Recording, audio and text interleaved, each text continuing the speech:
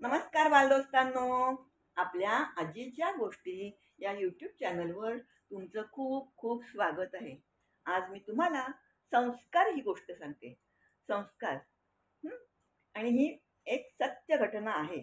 आपले निवडणूक आयुक्त, त्याचे अधिकारी, हं? टी.एन. शेषन यांच्या आयुष्यात घडलेली ही गोष्ट आहे. त्यांनी त्यांच्या आत्मचरित्रात लिहून ठेवले.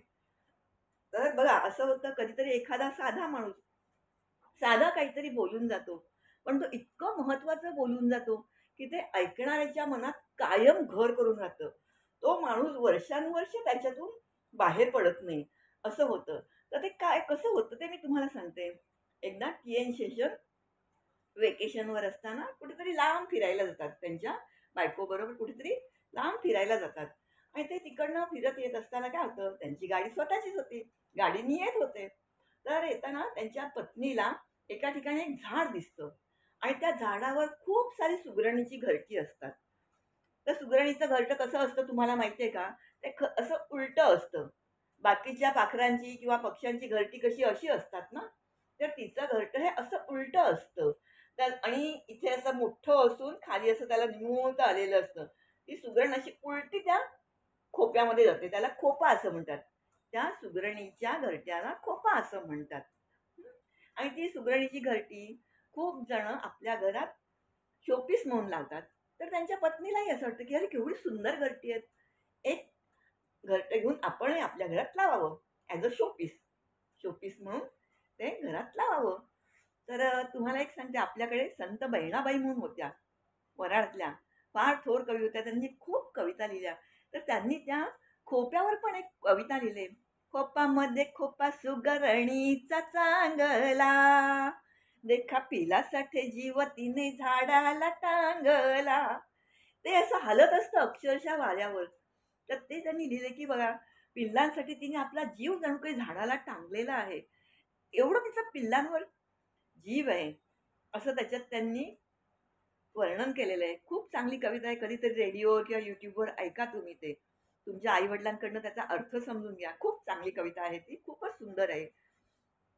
तर तो खोपा बघून त्यांच्या पत्नीला वाटलं, की आपण हा एक खोपा आपल्या घरात शोपीस म्हणून लावावा.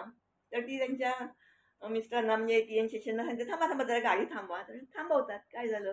तर ती त्या ड्रायव्हरला सांगते, की "जातो त्याच्यातला एक खोपा काढून आण. आपण आपल्या घरी घेऊन जाऊया." तर शेषन गाडी थांबवतात. तो ड्रायव्हर आणि त्यांच्या पत्नी तिकडे जातात आणि तो खोपा काढायचा प्रयत्न करतात. पण खोपा खूप उंच असतो. त्यांचा हात काही केला पोचत नाही. मग आता काय करणार? कसा काढणार? तर तिथे एक मुलगा त्याच्या गायी, बकरी वगैरे चरत असतो. तर ते काय करतात, त्याला बोलवतात आणि त्याला सांगतात, "जरा हा एक खोपा काढून दे ना आम्हाला. मी तुला ₹10 देतो." आता गावच्या मुलांना झाडावर चढणं-बिडणं सहज शक्य असतं. त्यांना काही अशक्य नसतं. नदीत पोहणं हे त्यात एक्सपर्ट असतात ती मुलं अगदी. तो म्हणतात, "मी नाही करणार." त्या मुलाने सरळ असं सांगितलं, "मी नाही करणार." आणि तो पुन्हा त्याच्या काय बकऱ्या-बिकऱ्या चरत होत्या त्याच्यात तो निघून गेला. मशगूल राहिला आपला तिथे. टी-एन शेषन इथे वाट बघतायत. काय झालं, काय झालं? अजून कसे नाही आले? बराच वेळ झाला. तर येताना ते दिसतात. हे दोघे जण असे परत येतात. तर शेषन त्यांना विचारतात, "काय झालं?" तर ते म्हणतात, "नाही, तो खोपा खूप उंच आहे आणि तो मुलगा ऐकत नाहीये. आहे तिथे एक मुलगा, पण तो काही वर चढून आम्हाला तो खोपा काढून द्यायला तयार नाही."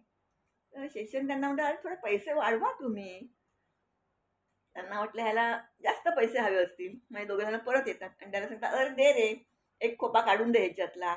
आम्ही ₹50 देतो तुला." तरी तो सांगतो, "मी नाही काढणार." आणि तो परत त्याच्या कामामध्ये मशगूल होतो. तर परत बराच वेळ होतो. हे येतात. शेषन बघतात, अरे परत हे हात हलवतच आलेत रिकाम्या हाताने. शेषन त्यांना विचारतात, "काय झालं?" तर नाही म्हणे, त्याला ₹50 देतो सांगितलं, तरी तो मुलगा तो खोपा काढायला काही तयार नाही. मग शेवटी शेषन स्वतः जातात आणि त्याला सांगतात, "अरे काढ ना जरा तू खोपा. मी तुला ₹100 देतो." 10चे 50, 50चे 100 केले. तरी तो म्हणतो, "मी नाही काढणार." मग शेषनना थोडा राग येतो. ते म्हणतात, की "अरे मी तुला आता ₹100 देतो. तुला माहिती आहे का मी कोण आहे ते? मी तुला शिक्षाही करू शकतो." असं म्हटल्यावर तो मुलगा सरळ ताठ मानेने सांगतो, "तुम्ही 100 काय ₹1000 दिले तरी मी तो खोपा काढणार नाही. तुम्हाला काय करायचं ते करा." एवढं बोलून तो मुलगा पुन्हा आपल्या शेळ्या, बकऱ्या चारायला लागतो. ते शेशन परत येतात, गाडीत बसतात, थोडा वेळ विचार करतात, का बरं हा मुलगा तो खोपा काढायला तयार नाही. हां, ते त्यांच्या ड्रायव्हरला आणि सिक्युरिटीला सांगतात, "जरा थांब, जा त्या मुलाला बोलव इथे." त्याला बोलवतात आणि त्याला विचारतात, "काय रे, ही जमीन तुझी आहे का झाड तुझं आहे, काय तुझं आहे, तर तू एवढं हे खोपा काढायला तयार नाही?"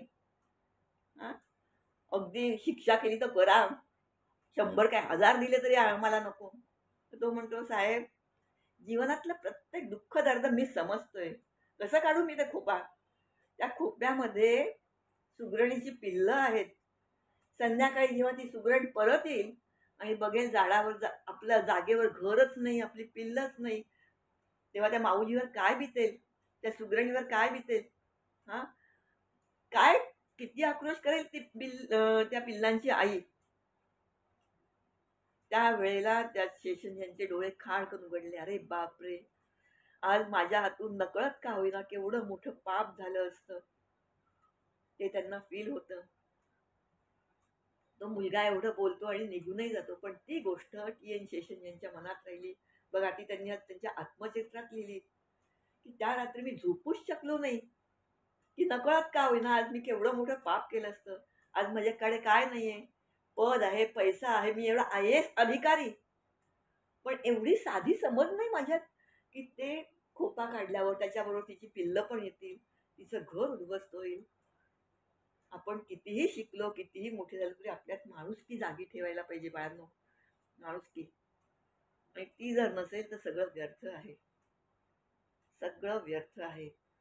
आणि हे संस्कार माणसाला निसर्गाकडून किंवा आपल्या घरातूनच मिळत असतात. प्रत्येक वेळा पुस्तकी ज्ञान सगळीकडे उपयोगी पडतंच असं नाही. असं नाही.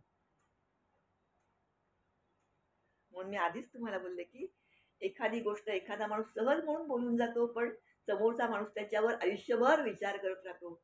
तसं त्या टी एन शेषन यांचं झालं. त्या मुलाने अगदी पटकन सांगितलं, त्या खोप्यामध्ये तिची पिल्लं आहेत.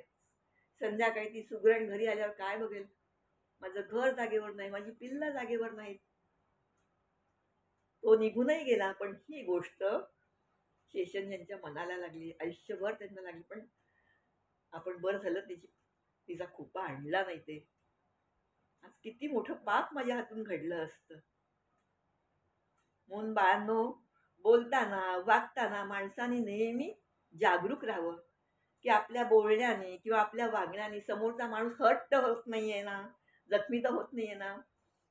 प्रत्येक वेळेला काही चाकू सुद्धा घेऊनच मारायला पाहिजे असं नाही. कधीतरी आपलं वागणं किंवा बोलणं असं चुकतं आणि समोरचा माणूस खूप हर्ट होतो. तर तसं आपल्या हातून होणार नाही याची काळजी घ्या. त्याला म्हणतात संस्कार. तर बाळांनो, आजची गोष्ट आवडली असेल तर लाईक करा, शेअर करा आणि सबस्क्राईब करा. आवडली तर का आवडली, नाही आवडली तर का नाही आवडली, हे मला कमेंटमध्ये जरूर लिहून कळवा. पुढच्या गोष्टीपर्यंत जय श्रीराम.